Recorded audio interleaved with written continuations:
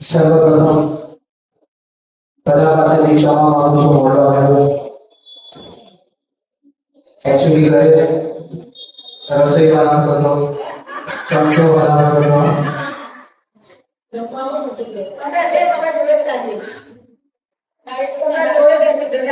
પાકું કરી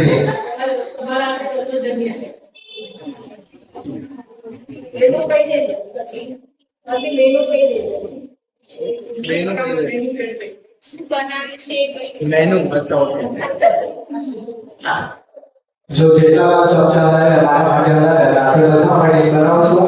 શું ખાવું છે એ કહી દેજો. હમણાં બ્લિંકિટથી ઘરે મંગાવી રાખજો.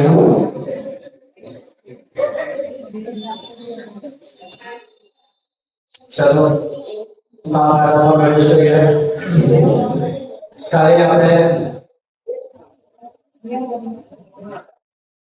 ऊर्जा शक्ति की बात कर रही थी कि कोई पण जातना स्पर्श वगर पण संतान की प्राप्ति કરી લીધે થાય.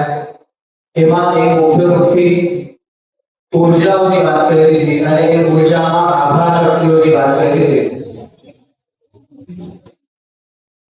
ઝડપથી સમજી જઈએ કે ઊર્જા શક્તિ એટલે શું હોય. આપણે બધાને ખબર જ હશે કે આપણા શરીરમાં માથાથી લઈને ગોળાધાર સુધી 3 નાડીઓ હોય. કઈ કઈ? ગીડા, પિંગળા અને સુષુમ્ના. આ 3 નાડી હોય અને આ 3 નાડીનું શું કામ છે આપણા શરીરમાં? કોઈ દિવસ ઉપયોગી બને ના નાડી? નકામી નાડી. જે 7 ચક્રો છે એ કોઈ દિવસ કામ પડે છે આપણને? નકામા આવ્યા છે. બધું વધી ગયું ભગવાન પાસે એટલે આપણે ફિટિંગ કરીને મોકલી દીધું કે ભાઈ નકામી વસ્તુ બધા મનુષ્ય કરો અને કામની બધી રીતો રહી ગયા. તો એમ કહેવાય કે જે પ્રમાણે જે તત્વોથી જે શક્તિથી આપણે બન્યા છે એ જ તત્વ અને એ જ શક્તિથી દેવો પણ બન્યા છે અને દાનવો પણ બન્યા છે. કોઈમાં કોઈ ભેદ નથી. શારીરિક રૂપ કદાચ અલગ હોઈ શકે લોકોના લોક પ્રમાણે. જે પ્રમાણે આપણે આ મનુષ્ય લોકમાં પૃથ્વી લોકમાં રહીએ છીએ તો આપણો આ રંગ રૂપ શારીરિક બાંધકામ જે કહેવાય એ આવું છે. કોઈ બીજા લોકોના વ્યક્તિઓ કંઈક અલગ દેખાતા હશે પણ મૂળ તત્વ તો એક જ. તો કયા તત્વ? પંચમહાભૂત, 3 નાડીઓ અને પછી આવે 7 ચક્રો. અને આ જ વસ્તુઓથી આપણા મનુષ્યની ઊર્જા ઊભી થતી હોય છે. જે પ્રમાણે આપણા શરીરમાં 11 ઇન્દ્રિયો છે. કઈ કઈ 11 ઇન્દ્રિયો? તો 5 કર્મેન્દ્રિય, 5 જ્ઞાનેન્દ્રિય અને 11મું મન. મનને મૂકી આપણે સાઈડમાં તો 5 કર્મેન્દ્રિયો કઈ?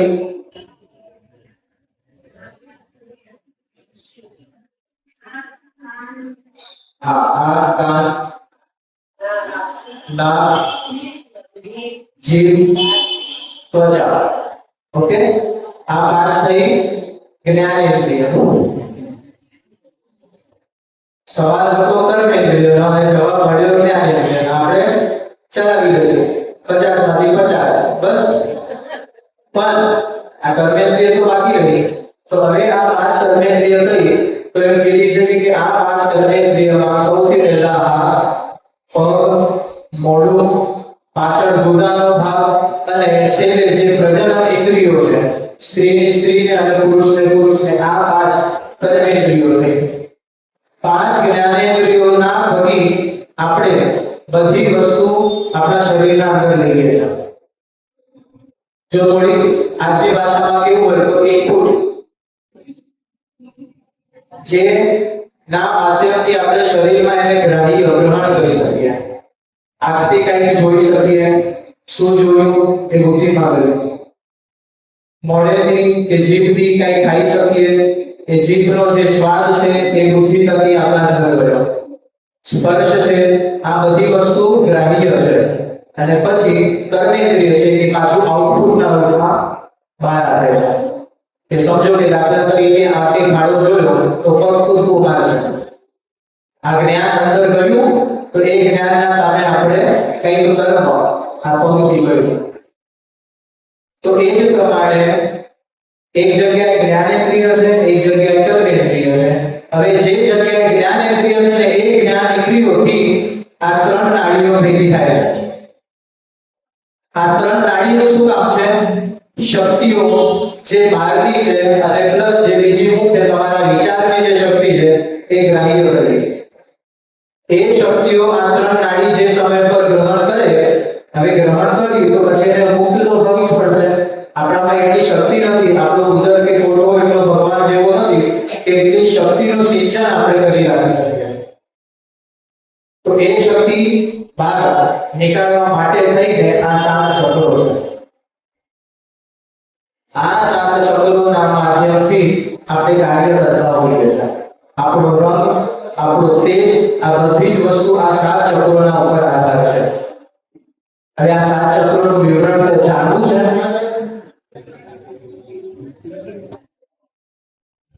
જાણવું છે? તમે બધાને જોવે છે કે વિષ્ણુ ના પાર્ષદો આપણને લેવા આવે,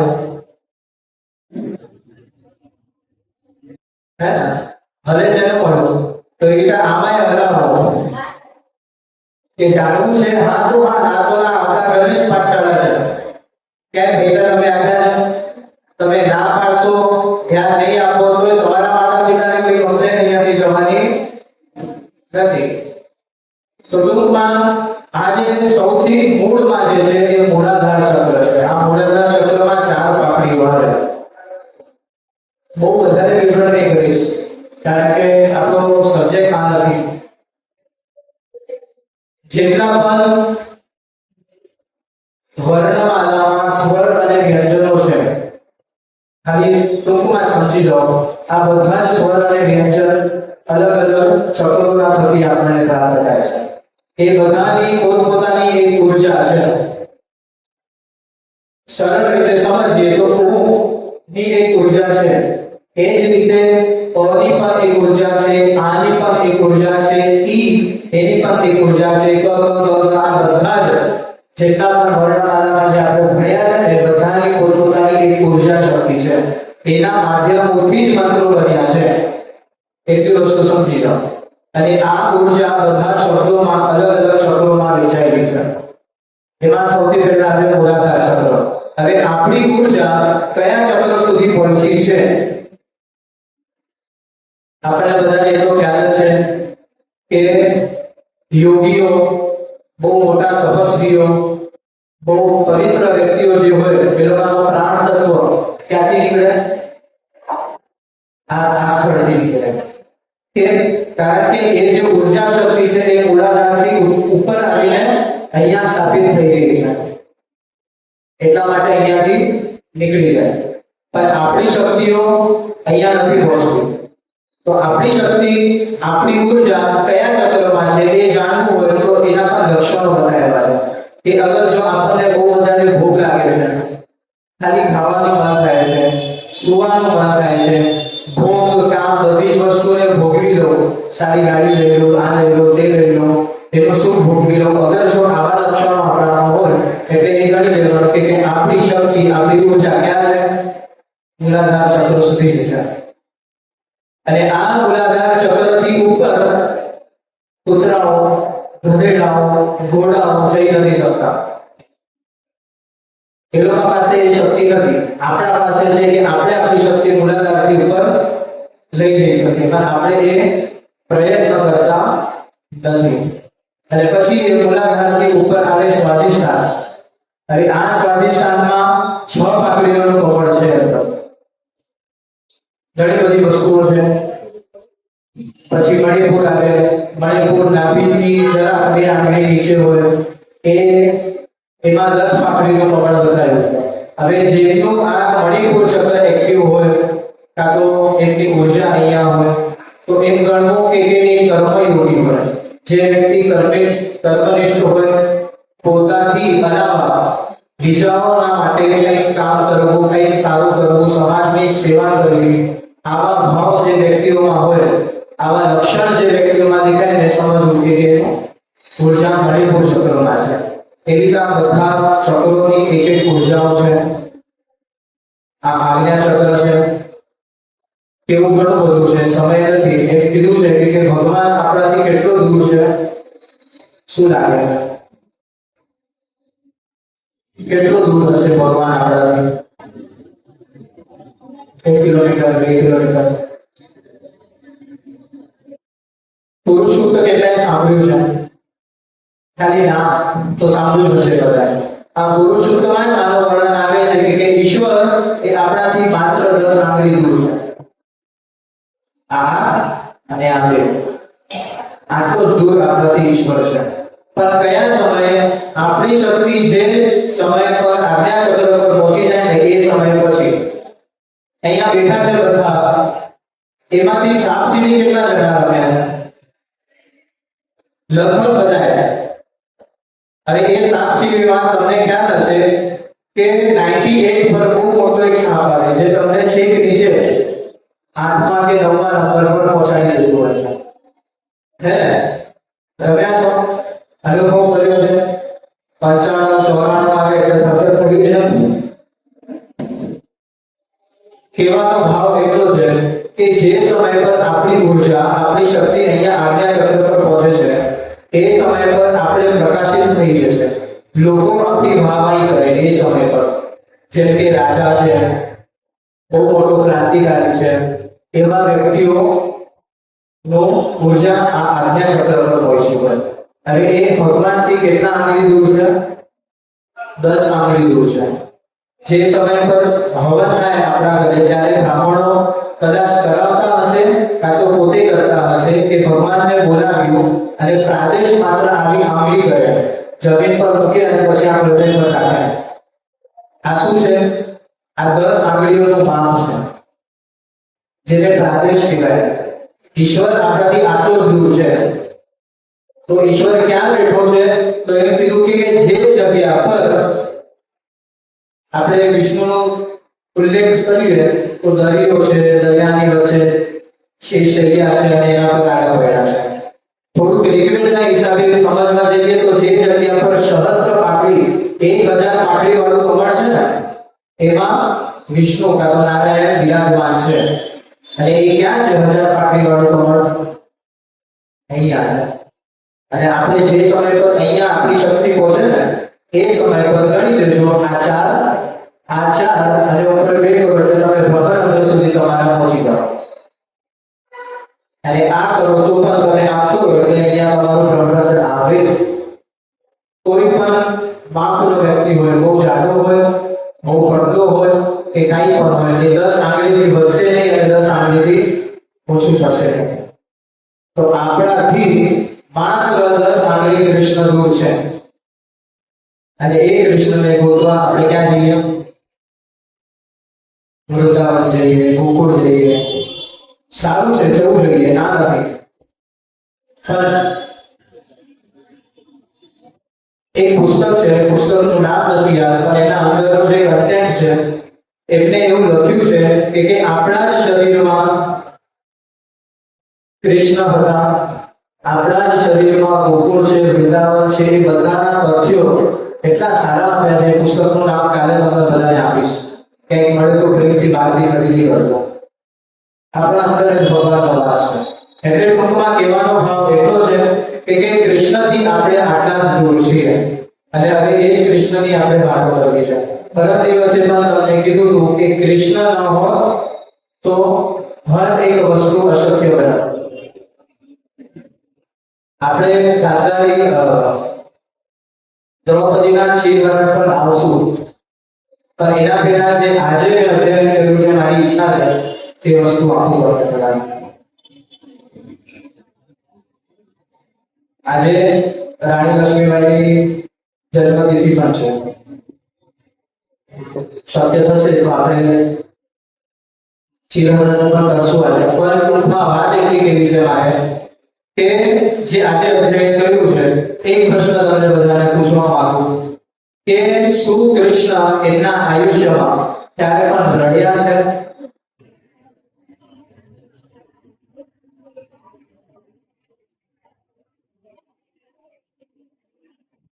હા કે ના? આ આપણા જ દેવની વાત છે. આપણે જેના પાછળ ગાડા થઈ ગયા છે એ જ ભગવાનની વાત છે. તો એટલી તો ચિંતા હોવી જોઈએ આપણને કે આપણો દેવ, આપણો ભગવાન કોઈ દિવસ રડ્યો છે? હા, ના, હા. જે હા કરે છે એ ક્યારે રડ્યા છે?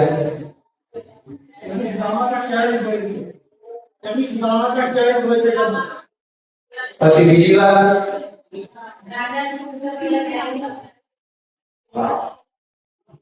આ મારો પહેલા બધા પ્રશ્નના જવાબ મળે એટલે મજા આવી જાય. સંભળાય નહીં મને, બોલો પાછા.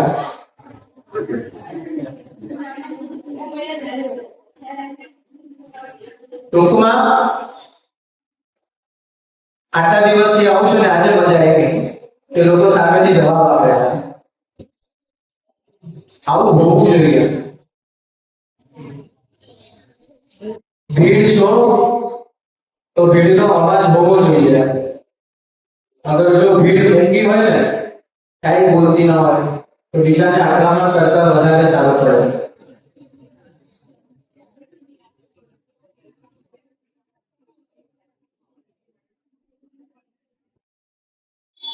એક વાક્ય છે કૃષ્ણનું. યુદ્ધમાં અર્જુનને એ વાક્ય કૃષ્ણ કહે છે. કયા સમય પર સામે યોદ્ધા કયો છે મને નામ યાદ નથી આવતું, પણ યોદ્ધા સામે છે, કૃષ્ણ સારથી રૂપ છે, અર્જુન અહીંયા છે, અને કૃષ્ણ એ યોદ્ધાને જોડે છે અને અર્જુનને જવાબ આપે છે નહીં થાય. શું કીધું? નહીં થાય. કૃષ્ણની નજર ક્યાં હતી? યોદ્ધા પર. યોદ્ધાએ શું સાંભળ્યું? નહીં થાય. એને શું લાગ્યું કે આ મને કીધું છે, હવે હું કૃષ્ણ અગર મને કહે છે કે હું અર્જુનને નહીં મારી શકું એટલે એની વાત તો સાચી છે. અને આ સાંભળીને એ સામેવાળો યોદ્ધા નબળો પડ્યો કે નહીં થાય. અને આ જ શબ્દ અર્જુને સાંભળ્યું, નહીં થાય. શું કીધું? કેમ નહીં થાય? નહીં થશે. અને આ જ શબ્દ સાંભળીને અર્જુન ત્યાંથી હજી ગર્દન થાય છે અને એની શક્તિનો પ્રભાવ વધ્યો અને અર્જુને એ યોદ્ધાને મારી નાખ્યો. એટલે ભીડ ગમે તેટલા લાખોની હોય, મહત્વ શું છે? એ ભીડનો અવાજ. આ આખો હોલ ભરાઈ જશે, અહીંયા 2 કલાક આવીને વખતા ગાંડાના જેમ બોલ્યા રહેશે અને તમે એમને ઊભા થઈને હવા ખાઈને જતા રહેશો, એ વસ્તુ નહીં ચાલે. હંમેશા હું આ વસ્તુ કહું છું અને આ વસ્તુ આજે થોડી બદલાઈ ગઈ એથી મને સારું લાગે. તો ટૂંકમાં કહેવાનો ભાવ અને કેવું મારે એ હતું કે કૃષ્ણ શું ક્યારે રડ્યા છે? તો વસ્તુનો જવાબ છે હા. બધા એમ કહે છે કૃષ્ણ આ જીવન રડ્યા નથી. અરે જે દુઃખ કૃષ્ણએ હતું ને એ દુઃખ આપણે ભોગવ્યું જ નથી. ભાગવતમાં કૃષ્ણ 4 જગ્યાએ રડ્યા છે અને મહાભારતમાં કૃષ્ણ 6 થી 8 જગ્યાએ રડ્યા છે. કદાચ વધારે રડ્યા હશે પણ હું એટલા સુધી પહોંચ્યો નથી, એટલે હું માત્ર 6 થી 8 નું જ પ્રમાણ આપીશ તમને. અને મહાભારતમાં આટલી વાર રડ્યા છે. અને જો આથી વધારે અગર જો કૃષ્ણને રડતા જોવા હોય ને તો બ્રહ્મ વૈવર્તક પુરાણ બોલો.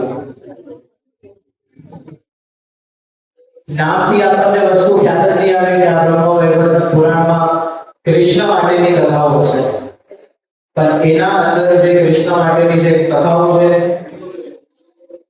બહુ જ અકલ્પનીય છે કે આપણે કોઈ દિવસ એ વસ્તુ વિચારી જ નહીં શકતા હશે. એમાં બ્રહ્મ વૈવર્તક પુરાણમાં એવું બતાવ્યું છે કે ગોકુલ જે સમય પર છોડે છે એ સમય પર પ્રીત્યા બાષ્પ સમન્વિત. શું કીધું? કે જેટલું માં યશોદા રડે છે ને એટલું જ સામે કૃષ્ણ રડે છે. ભાગવતમાં બતાવ્યું નથી. કેમ? કારણ કે પહેલા પણ કીધું કે ભાગવત એ ભાવ ગ્રંથ છે. આપણા વ્યક્તિનો ભાવ કૃષ્ણ પ્રત્યે એટલો છે કે કદાચ આપણે કૃષ્ણને દુઃખી જોશું ને તો આપણે પણ દુઃખી થઈ જશું. એટલા માટે એમાં એ બધી વસ્તુઓ બતાવી નથી. જેટલું ગોપી અને ગોપ અને ગોપીઓ રડે છે એટલું જ એ સમય પર પણ અહીંયા કૃષ્ણ રડે છે. વસુદેવ અને યશોદા કેટલું રડે છે એ સમય પર પણ રડે છે.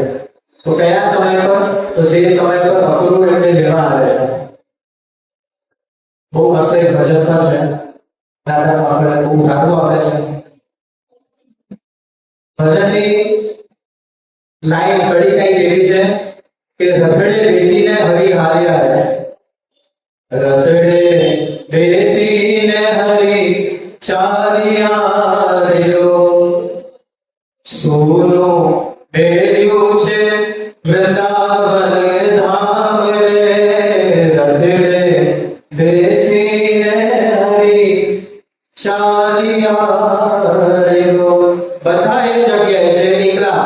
અક્રૂર કૃષ્ણને લઈને જાય છે. એ સમય પર અક્રૂર એમ કહે છે કે કૃષ્ણ, અગર તું એકલો અહીંયા મારા સાથે રથની પાછળ આટલા રડે છે તો પાછળ જેમને તે છોડી દીધા છે એ લોકો કેટલું રડતા હશે.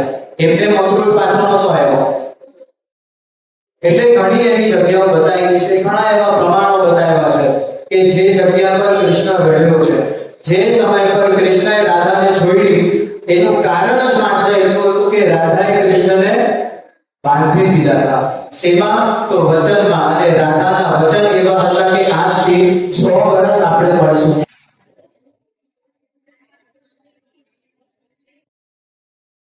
હવે આપણને અગર જો આ 100 વર્ષ મળ્યા હોય તો આજના યુગમાં મને કહેવામાં એ શરમ નથી કે એ 100 વર્ષમાં કદાચ આપણે 100 ગોપીઓએ ફેરવી દીધી હશે.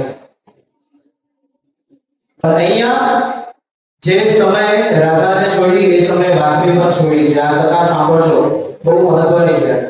અહીંયા રાધાએ અને કૃષ્ણએ 100 વર્ષનો એક મર્યાદા આપી છે કે આ 100 વર્ષ સુધી આપણે મળશું નહીં. તો હવે મળ્યા ક્યારે?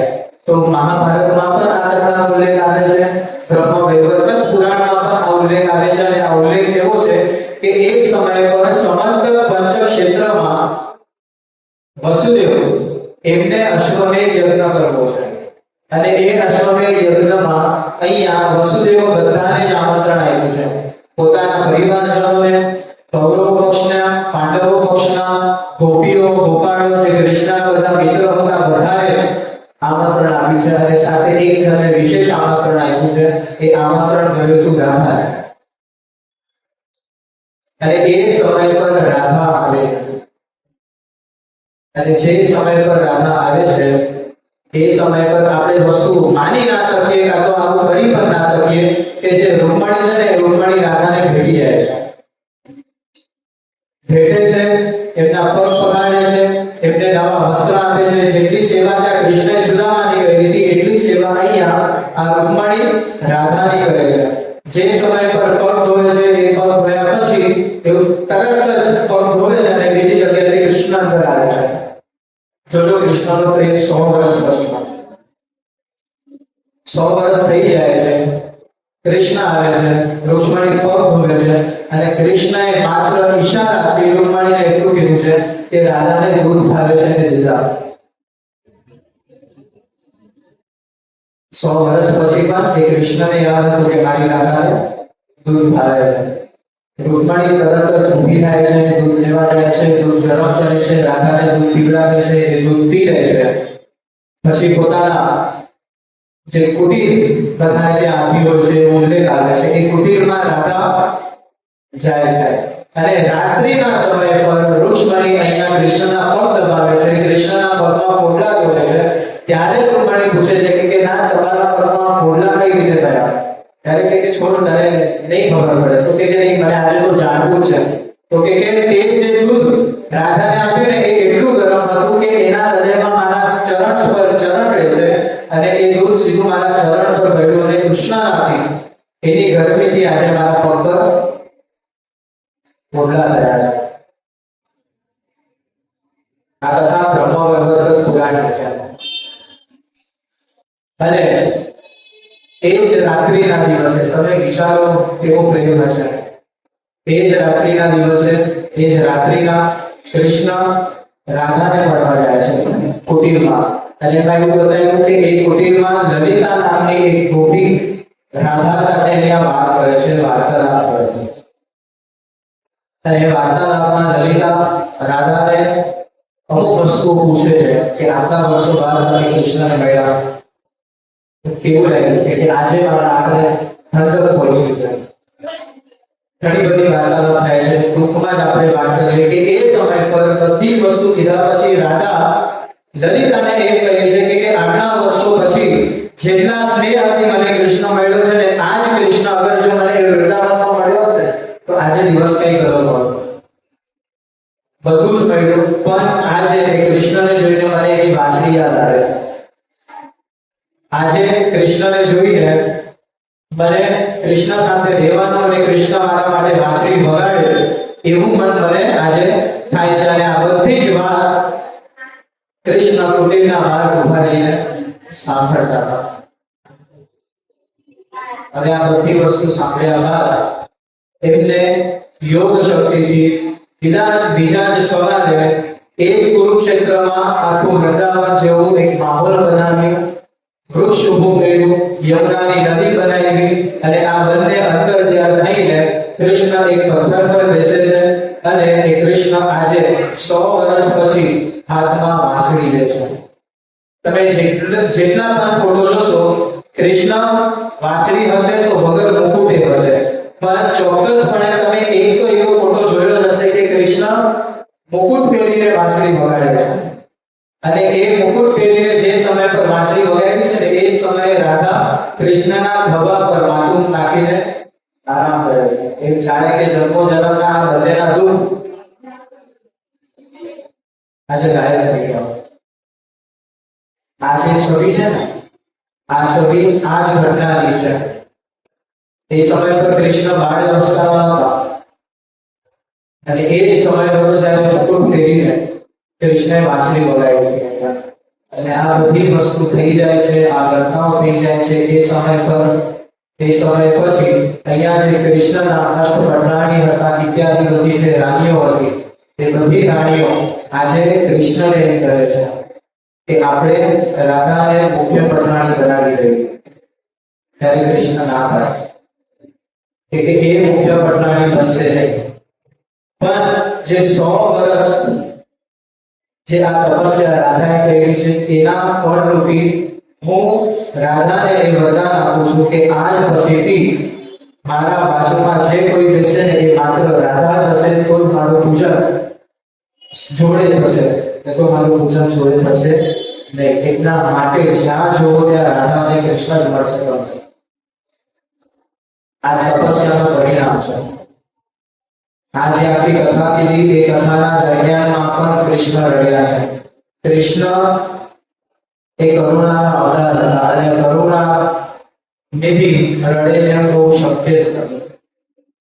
અગર જો ગોપીઓ અને ગોપાળો રડી શકતા હોય ને તો એનું કારણ જ છે કે સામે કૃષ્ણ આટલો પ્રેમાળ છે, એના હૃદયમાં આટલો પ્રેમ છે. એ રડતો હોય તો જ એને રડીને આપણને જોઈને રડવાની ઈચ્છા થાય, આપણા આંખોમાંથી અશ્રુ આવે.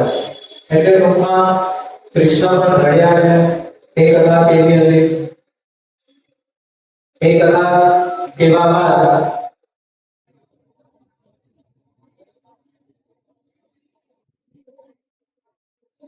આપણે ચિરહરણની કથામાં પ્રવેશ કરશું, પણ એની પહેલા કાલે એક પ્રશ્ન મળ્યો હતો મને અહીંથી. 3 પ્રશ્ન હતા. અશોકભાઈ ના માધ્યમથી જે ત્યાં પાછળ છેલ્લી ખુરશીમાં બેઠા હતા સારા 3 પ્રશ્નો પૂછ્યા. મને પણ આનંદ થયો કે જો અગર પ્રશ્ન પૂછાય છે આ તો મારો આમ તકિયા કલામ વાળો એક વાક્ય છે, પ્રશ્ન હશે તો જ તમે એના મૂળ જવાબ સુધી, સચ્ચાઈ હકીકત સુધી પહોંચી શકશે. અને પ્રશ્ન હશે તો જ તમે ભગવાનને પ્રાપ્ત કરવાની જે ઈચ્છા છે, લાલસા છે એ તમારા અંદર વધશે. તો નહીં બને. તો 3 પ્રશ્ન એમના થકી આવ્યા હતા. 3 પ્રશ્નોમાંથી સૌથી પહેલો પ્રશ્ન કે વાલીઓ અને વાલ્મીકી, વાલીઓ લૂંટારો અને વાલ્મીકી આ બે અલગ અલગ પાત્રો છે કે એક જ છે? વાલ્મીકી એક છે કે બે છે? તો આ પ્રશ્નનો જવાબ છે વાલ્મીકી એક જ છે, બે નથી. સમાજમાં એવી વાતો છે, આજે એના પર અધ્યયન પણ થયું કે જે પ્રમાણે તુલસીદાસજીએ એક રામચરિત્ર ગ્રંથનું નિર્માણ કર્યો છે, એવો જ એક ગ્રંથ એમના ભાઈ સુમને નિર્માણ કર્યો. તો કદાચ જો આના લીધે કોઈને કન્ફ્યુઝન થતું હોય કે આ બે ગ્રંથ છે તો શું બે વાલ્મીકી છે, પણ વાલ્મીકી એક જ હતા. તુલસીદાસના બે ભાઈઓ હતા, એક તુલસીદાસ અને એમના બીજા એક ભાઈ સુમન. આ બંને અલગ અલગ ગ્રંથોની રચના રામાયણના આધારથી કરી છે. તો વાલ્મીકી એક જ હતા. પછી બીજો પ્રશ્ન એવો હતો કે દેવલોકના જે 30 લાખ શ્લોકો છે, જે આપણે 60 લાખ શ્લોકોનું વિભાજન જોયું હતું, એના આધારનો આ પ્રશ્ન છે કે 30 લાખ શ્લોક જે દેવલોકના છે અને 14 લાખ શ્લોક જે પિતૃલોકના છે, આ શ્લોકોનો આધાર કે આ શ્લોકોનો વિવરણ કે આ શ્લોકો આજના સમયમાં આપણને કયા ગ્રંથમાં જોવા મળે? તો એમાં એવું છે કે એ શ્લોકો મૃત્યુલોકમાં છે જ નહીં. એ શ્લોકો પહેલા જ પૂર્વકાળમાં વ્યાસના માધ્યમથી વિભાજન થઈને પોતપોતાના લોકમાં વેચાઈ ગયા હતા અને એમના પોતપોતાના બધા આચાર્યો હતા. જે પ્રમાણે અહીંયા વૈશંપાયન છે એક વક્તા તરીકે, એ પ્રમાણે બધા વક્તા અલગ અલગ હતા. એમને હેન્ડઓવર કરી દેવામાં આવ્યા હતા કે આ 30 લાખ પિતૃઓના છે, આ તમારે સાચવવાના, અને એ પિતૃલોકમાં એ શ્રવણ કરાવડાવે. પછી બીજો હતો કે કોઈ પણ વ્યક્તિ મરણ પામે, એ વ્યક્તિના પાછળ જો અગર કોઈ પણ ક્રિયા, શ્રાદ્ધ આદિ કોઈ પણ કર્મ કરવામાં ના આવે તો શું ચાલે? આ જ પ્રશ્ન હતો ને દાદા. તો જવાબરૂપની વસ્તુ એવી છે, જો અગર પ્રશ્ન કયા બુદ્ધિથી પૂછવામાં આવ્યો છે ખ્યાલ નથી, પણ આ પ્રશ્ન પૂછ્યા પછી આપણે બધાને જવાબ કર્યો, તમે બધા કે આ પ્રશ્ન કર્યો છે, તો બધાના મગજમાં અલગ અલગ તર્કો ઉભા થઈ જાય આ સમય પર. તો થોડાક તીખા શબ્દો અગર હું કહું તો પહેલી વસ્તુ કે અગર ના કરો તો ચાલે, પણ અગર જો કરો છો તો એમાં કોઈ પણ જાતનો લોભ ના રાખવો. લોભ નથી કીધું મેં, લોભ એટલે કે કમી. તમારા શક્તિ મુજબ જે તમારા સામર્થ્યમાં બને છે એ ચોક્કસપણે કરજો. કારણ કે એ શ્રાદ્ધ આદિ કર્મોમાં એમ કીધું છે કે જે કોઈ વ્યક્તિ જે પિતૃઓ પાછળ કાર્ય કરે છે, અગર એ લોભ રાખે છે, કાંઈ પણ કમી રાખે છે ને, તો પણ એને એનો પાપ ભોગવવું પડે છે. તો જવાબ કાંઈ એવો છે કે અગર કરવાથી અને જે વસ્તુ કરીએ છે એમાં અગર આપણે જો કંજુસાઈ કે લોભ કે કંઈ ઓછું કરીએ છે, તો અગર જો એમાં આપણે પાપના ભાગીદારી થતા હોઈએ તો ના કરવામાં થઈએ ચોક્કસ થઈએ. એટલે 100% જવાબ આ જ રહેશે કે કરવું જોઈએ જે તમારા સામર્થ્યમાં છે. પણ હું તો એમ ચોક્કસપણે કહીશ કે કદાચ ઈશ્વરે આર્થિક રૂપથી એટલી શક્તિ નથી આપી, જે પણ શક્તિ આપી હોય, પણ જે પ્રમાણે એક બાપ એના દીકરાના લગ્નમાં 25-50 લાખનો જે ખર્ચો કરતો હોય, તો શું એક વર્ષ પછીના લગ્નમાં તૈયારી એક વર્ષ પહેલા એનો બાપ ચાલુ કરશે? શું? હા. લગ્ન 2026માં છે, એ 2026માં જે 50 લાખનો ખર્ચો થવાનો છે એની તૈયારી 25 થી ચાલુ કરશે એનો બાપ. જે સમય પર જન્મ લીધો છે ને એ સમયે એને વિચારી લીધું હશે કે ભાઈ 18, 20, 25 વર્ષ પછી લગ્નના યોગ્ય થશે એટલે દર મહિને વિચારો 200-500 ને એક જગ્યાએ જમા કરતો હોય. તો આપણા જન્મથી આજ આપણા પિતાએ આપણી લગ્નની તૈયારી કરી દીધી. કેમ? કારણ કે એક જ વાર લગ્ન કરાવવાના છે. તો જે પ્રમાણે એક જ વાર લગ્ન કરાવવાના છે ને એ જ પ્રમાણે એક જ વાર આ શ્રાદ્ધ આદિ ક્રિયાઓ પુત્ર એના પિતા પાછળ કરતો હોય. તો બધાને એટલું કહું છું કે તમે જન્મ્યા ત્યારથી લગ્નની તૈયારી તમારા બાપે કરી, લગ્ન પછી તમારો બાપ મરી જાય ને લગ્નથી બાપ મરી જાય ત્યારથી તૈયારી તમારી હોવી જોઈએ. અને આ વસ્તુ આજના સંતાનો કરતા નથી. ચોક્કસપણે સારી રીતે હોવી જોઈએ. આગળ આગળ આગળ આગળ આવો.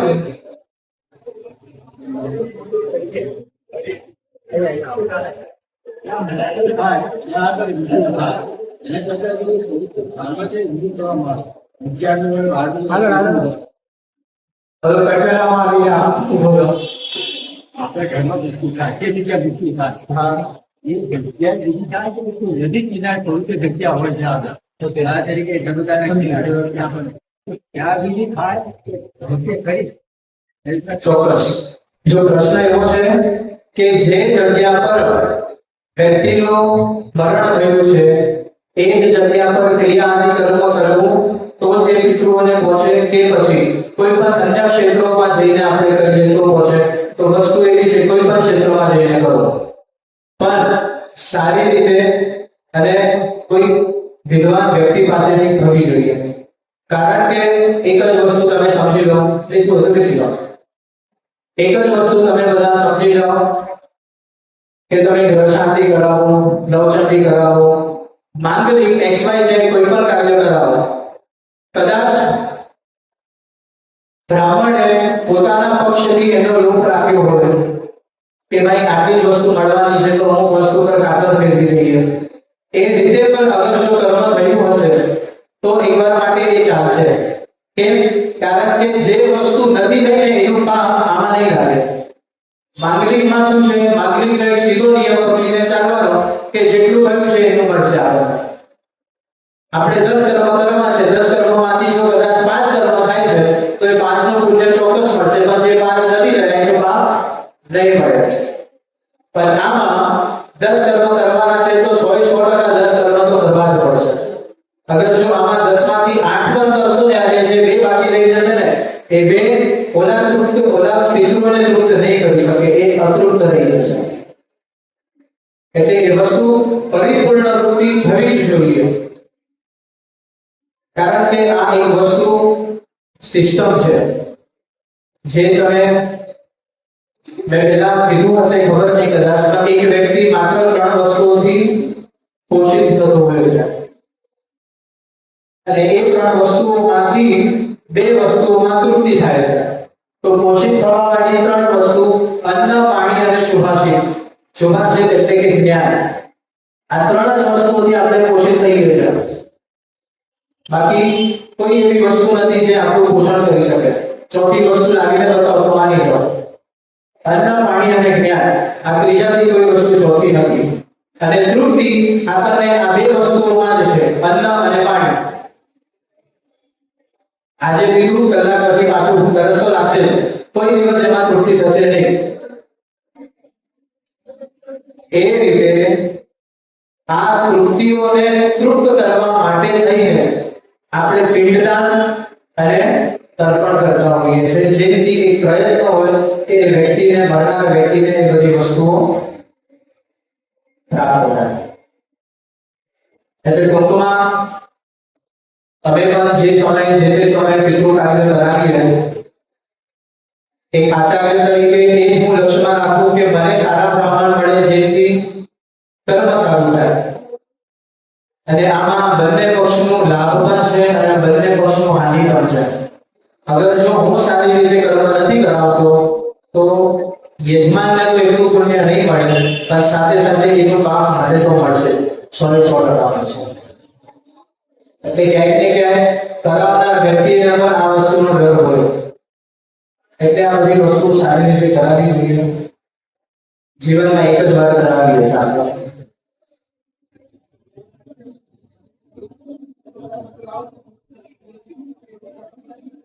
જે આપણે 10મું, 11મું, 12મું જે બધું કરીએ છે એ બધી એક સુઆયોજિત પદ્ધતિ છે. દાખલા તરીકે હવે આ એક ટોપિક નીકળ્યો છે તો આપણે આના વિશે સમજી લઈએ.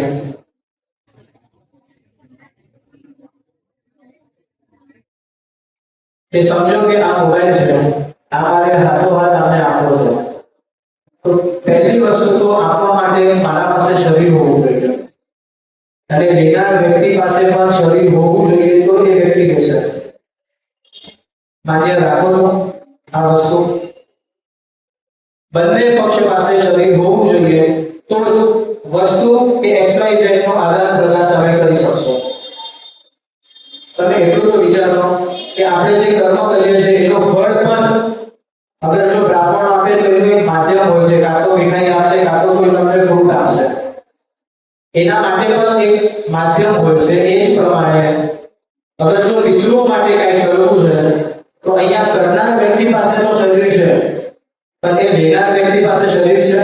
એનું શરીર તો ત્યાં મળી ગયું છે, તો એ વ્યક્તિ લેશે કઈ રીતે? કઈ રીતે લેતો હશે?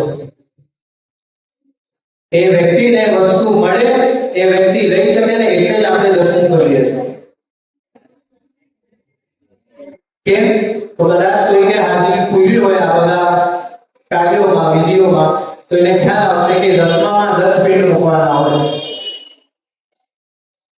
આપણે 10મા દિવસે એક જ દિવસે કદાચ હમણાં તો પદ્ધતિ બધી સગવડીકરણ થઈ ગયું છે, બાકી વ્યક્તિ મરે એટલે એના 10મા દિવસે આપણે આજના તારીખ પ્રમાણે સમજીએ 10મું કર્યું. તો 10મા દિવસે 10મું કરવાનું કારણ એવું છે કે જે સમય પર 10મું કર્યું એ 10માની વિધિ સમજી લો કે જે પ્રમાણે એક બાળક એની માના ગર્ભમાં 9 મહિના લગાડે છે સમય, એ 9 મહિનામાં આખું શરીર નિર્માણ થાય અને 9મા મહિના પછી જ્યારે એ શરીર બહાર આવે છે ત્યારે સૌથી પહેલા એને કઈ પોષણ માટે કોઈ એક વસ્તુની જરૂરિયાત હોય તો એને આપણે માનું દૂર કહીએ, એટલે કઈક એને આપ્યું પેટ ભરવા માટે. એને આવે એટલે તરત જ એને પણ ભૂખ લાગે. તો એ જ પ્રમાણે જે આ 10 પિંડ છે ને એમાંથી 9 પિંડમાં આપણે શરીર બનાવીએ છીએ.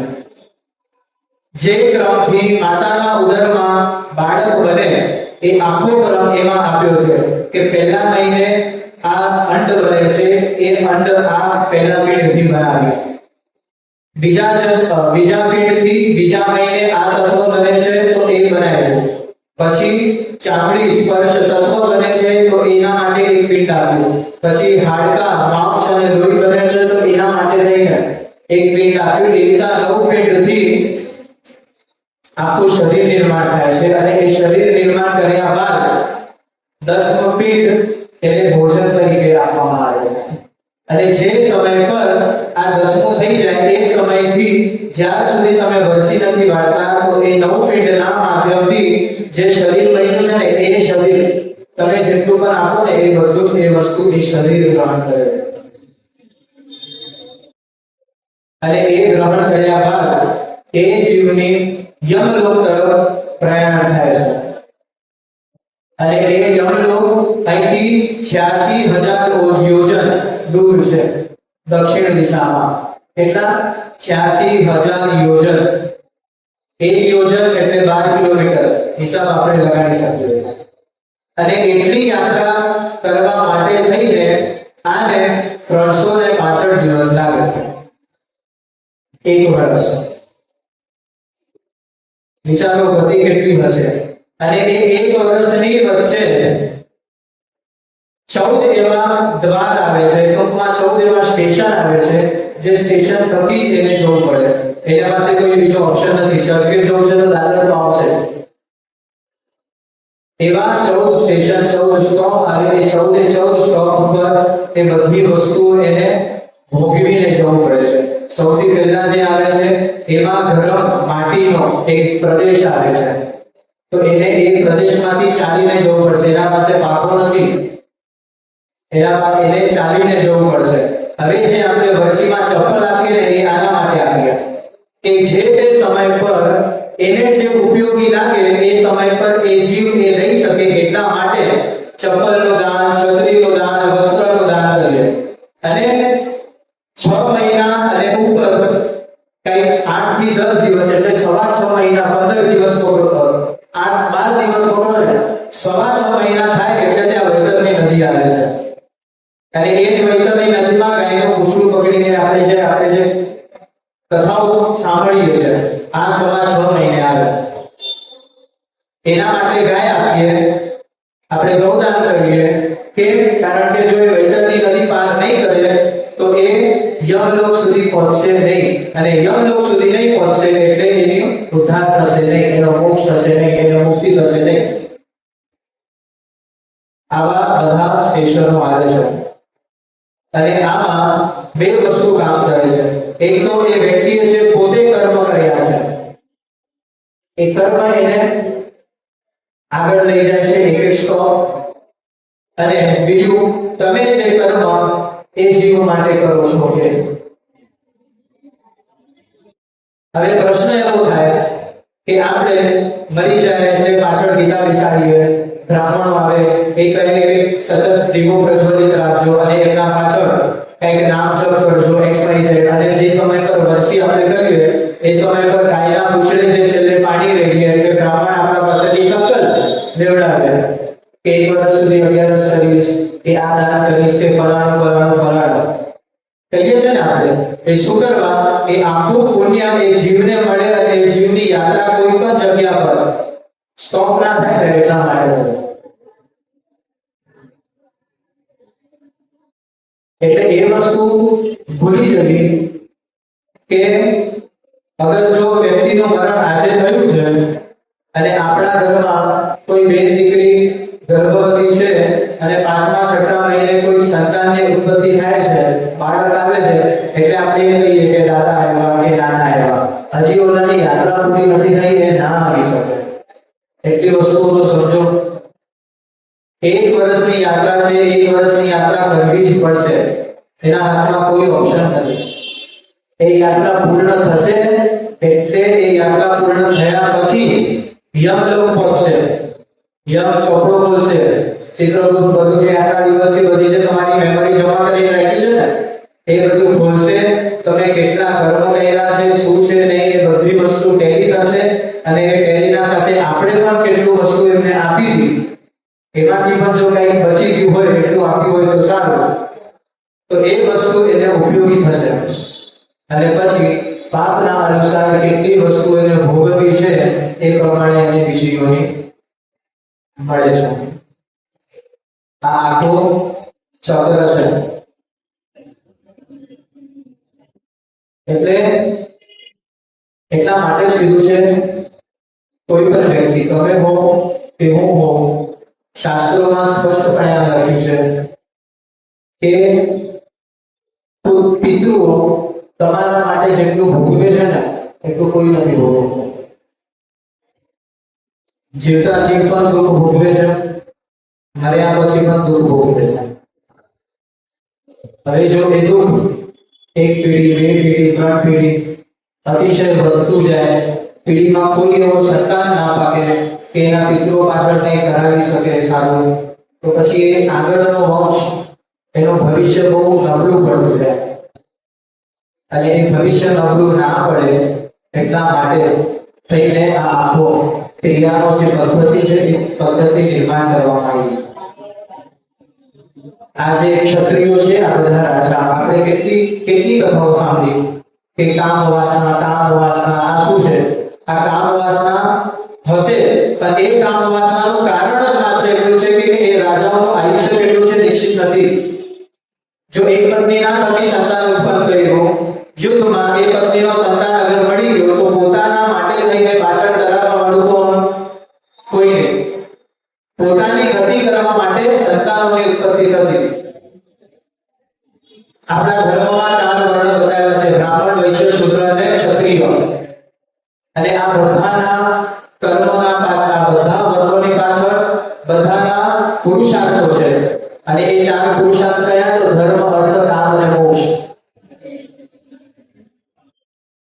બ્રાહ્મણનો પુરુષાર્થ કયો? તો બેસતો પાણી આવતું હતું. હવે એ પ્રમાણે બ્રાહ્મણનો પુરુષાર્થ કયો? ધર્મ, અર્થ, કામ અને મોક્ષમાં ધર્મ. બ્રાહ્મણનો પુરુષાર્થ મોક્ષ છે.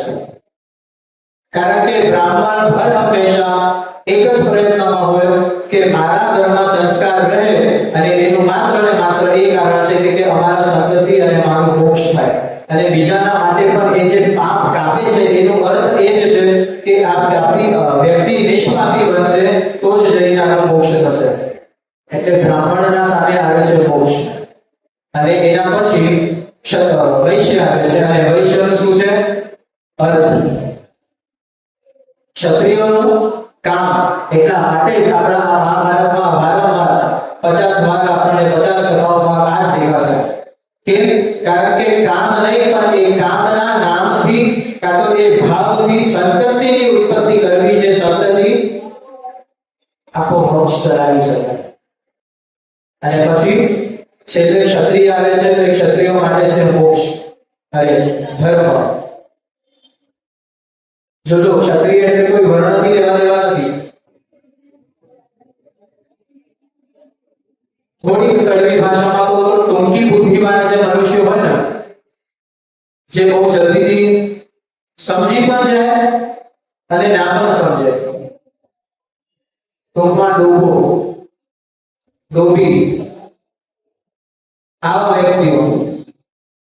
હવે આવા વ્યક્તિઓને તમે જે તે સમય પર ધર્મનું નામ આપશો ને, એ કોઈ પણ તર્ક વગર એ વસ્તુ અપનાવી લેશે. એટલા માટે શુદ્ર માટે ધર્મ બતાવ્યો છે. સર્વ સામાન્ય બુદ્ધિ, જેમ કે આપણા બિલ્ડિંગમાં પણ આપણે કદાચ આ વસ્તુ જોયું હોય, દાખલા તરીકે જો અગર કદાચ સમજી શકો કે સોસાયટીમાં જે ઝાડુ પોતા કરવા વાળો હોય એને સાફ સફાઈ થોડી ઓછી કરવી પડે, એના માટે થઈને એક બુદ્ધિ લગાડે. તો કઈ બુદ્ધિ? તો વ્યક્તિઓ જ્યાં થૂકતા હશે ને ત્યાં ભગવાનને એક ટેક્સ લગાડી દેશે. કેમ? ઓલો થૂકશે નહીં. આ વ્યક્તિએ શું કર્યું? એકદમ સરળ બુદ્ધિ ધર્મને વચ્ચે લઈને આવી ગયો. આવી બુદ્ધિઓથી જે વ્યક્તિઓ સમજતા હોય એ વ્યક્તિઓનો અર્થ છે અહીંયા શુદ્ર. એટલે આવી આ ચાર વર્ણો માટે આ ચાર પુરુષાર્થો બતાવ્યા છે. ચિરહરણ 5 મિનિટમાં થશે નહીં. હવે આજે પ્રશ્ન આવી પૂછાય છે, તો કોઈ બીજાનો પ્રશ્ન હોય તો કહી દો. એકાદ પ્રશ્ન ના ઉપર કોઈ એક વસ્તુ સંક્ષિપ્ત રૂપથી આપણે લઈ શકીએ.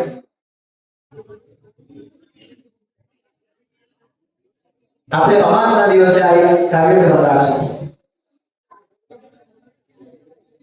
કે જે પણ વ્યક્તિને કોઈ પ્રશ્ન પૂછવો છે એ આગલા દિવસે એક પેપરમાં મારે લાવીને મૂકીને આપી દે. એ બધા પ્રશ્નોનો જવાબ તમારા થકી બધાને અહીંયાથી મારી બુદ્ધિ પ્રમાણે તેરસીસ. ચાલશે? ચલો આપણે આગળ 5 મિનિટનો પણ સદુપયોગ કરી લઈએ. એક નાની કથા યાદ આવી છે, કહી દઈએ કે રાજસુ યજ્ઞ યુધિષ્ઠિરે કર્યો હતો. એને એમાં આટલી બધી વસ્તુઓ મળી એ પણ આપણને ખબર છે. અહીંયા વાત કૃષ્ણની કરીએ આપણે કે રાજસુ યજ્ઞના સમય પર, એની પહેલા જે સમય પર બધા મળીને એ નિર્ણય લે છે કે આપણે રાજસુ યજ્ઞ કરશું, એ સમય પર કૃષ્ણ યુધિષ્ઠિરને કહે છે કે રાજસુ યજ્ઞ કરવામાં કોઈ વાંધો નથી, તું જીતી પણ જઈશ, પણ એક એવો રાજા છે જેને તું જીતી નહીં શકીશ. તો કોણ? તો જરાસંઘ. જો રાજસુ યજ્ઞનો નિયમ તમને બધાને કહી દો. એ રાજસુ યજ્ઞનો નિયમ એવો હતો કે કોઈ પણ એક રાજા, દાખલા તરીકે હું 21,000 રાજાઓને એક સાથે બંદી બનાવીને 21,000 રાજાઓનો વધ કરી દઉં ને, એના પછી રાજસુ યજ્ઞ થાય. કેટલા? 21,000. અને એ 21,000 રાજાઓનો જે પ્રદેશ છે એ બધા જ પ્રદેશ પછી મારા થઈ જાય. આવો યજ્ઞ યુધિષ્ઠિર કરવા નીકળ્યો હતો. અને એમાંથી એક આ જરાસંઘ, કૃષ્ણએ ચેતવણી આપે છે તું બધાને હરાવી શકીશ, પણ તું આ જરાસંઘને નહીં હરાવી શકીશ. જરાસંઘની જન્મની કથા પણ બહુ વિશેષ છે. સાંભળવી છે? 1 મિનિટમાં આપણે સાંભળી લઈએ. હાલો ને, આમ ગુલાબ જાંબુ ખાઈ લીધી તો થોડી ચાસણી પી લઈએ. તો ટૂંકમાં કાશીરાજના ઘરે એમના બે કન્યા હતા, કન્યા હતી એમની. એમને વિવાહ કરાવડાવ્યા. હવે એ રાજા ને સંતતિ નહોતી થતી. એમને એક યજ્ઞ આયોજન કર્યો અને યજ્ઞ પુત્રશ્રી યજ્ઞના માધ્યમથી એમને એક ફળ મળ્યું અને એ ફળ એમને આ બે કન્યાને આપી દીધા. હવે આ ફળ બે કન્યાને આપ્યા એટલે બંને કન્યાઓએ આ ફળ લીધું અને જે તે સમય પર જ્યારે આ ગર્ભ રહ્યો, ગર્ભ થયા પછી જે સમયે બાળક થયું, આ બંને બાળકને એક એક બાળક, આ બંને કન્યાઓને એક એક બાળક થયું. આ એટલા જલ્દી કથા થઈ ગઈ. તો ટૂંકમાં વાત એ હતી કે આ બંને પત્નીઓને એક એક સંતાન થયું, પણ રમત અહીંયા એવી હતી કે જે રીતે એક ફળના બે ભાગ થયા હતા ને એ જ બે ભાગના રૂપે અહીંયા પુત્ર થયો. અડધું શરીર આ કન્યાથી ઉત્પન્ન થયું અને અડધું શરીર આથી ઉત્પન્ન થયું. હવે આ બંને કન્યાઓએ વિચાર્યું કે આવા બાળકનું આપણને કોઈ કામ નથી, એટલે આ બંને જે શરીરના ટુકડા હતા એ ફેંકી દીધા અને જરા નામની રાક્ષસ આવે છે જે માંસ ખાવા જાય છે. ત્યારે જોયું છે કે આ શરીર તો અડધું છે, તરત જ બીજી જગ્યાએ નજર પડે છે કે આ શરીર પર અડધું છે. તો એ સમય પર કદાચ એ જરા નામની જે રાક્ષસ છે ફેવિક્વિક લઈને નીકળ્યા છે અને એને આ બંને નામ જોયું તો આ જરાસંઘ બે ટુકડામાંથી એક આખો શરીર બની ગયું. આ જરાસંઘ જે રીતે જન્મ થયો એ જ રીતે મૃત્યુ થઈ ગયું. તો ટૂંકમાં આ જરાસંઘ એ રૂપથી અતિ બળવાન હતો અને કૃષ્ણની જ બુદ્ધિ હતી યુધિષ્ઠિરને કહેવાનું કે આપણે અહીંયા રાજસૂય યજ્ઞ કરશું. કેમ? કારણ કે તમે એ વસ્તુ પહેલા પણ કીધી કે રાજસૂય યજ્ઞ માટે 21,000 રાજાઓના વધ કરવા પડે અને આ જે જરાસંઘ હતો એને 20,800 રાજાઓને ઓલરેડી બંદી બનાવી દીધા હતા. ખાલી માત્ર 200 રાજા બાકી હતા. 200 રાજા મળી જાય એટલે આ રાજસૂય યજ્ઞ આ જરાસંઘ કરી દે અને એ રાજસૂય યજ્ઞ જરાસંઘને નહોતો કરાવડાવો. એટલા માટે અહીંયા આ યુધિષ્ઠિરને કીધું કે ભાઈ 20,800 તારા માટે રેડી છે, પણ લડશે કોણ? તો આ જરાસંઘ લડશે. આખા મહાભારતમાં એક જગ્યાએ 11 અક્ષયોની સેના હતી, બીજી જગ્યાએ 7 અક્ષયોની સેના હતી. એક અક્ષયોની સેનાનું નામ આપણને બધાને ખબર છે. હવે મજાની વાત એવી છે કે આ જરાસંઘ પાસે એકલાના પાસે આમ સાવ નાનો યુદ્ધ થાય ને તો પણ એ 23 અક્ષરોની સેના મોકલી દેતો. એકલા પાસે 23 અક્ષરોની સેના આ જરાસંઘ પાસે હતી. અતિ બળવાન હતો એટલા માટે જ એને 17 વાર લડાઈ